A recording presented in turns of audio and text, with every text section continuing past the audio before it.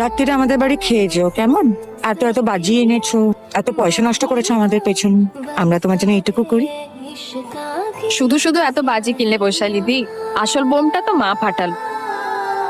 আচ্ছা রুনা, তুমি কেন কাঁদছো আমাকে বলবে? না হয় বৈশালী কটা বাজি এনেছে। না কেন আনবে? মেয়েটা কি আমাদের বাড়ি বউ হয়ে গেছে? হয়নি তো। ওর কাছ থেকে হাত পেতে আমরা জিনিস কেন নেবো বলো? এই আর কতক্ষণ আমি পেছন ঘুরে থাকবো বলতো? এই কিন্তু এবার 10 অব্দি গুনবো। 1 2।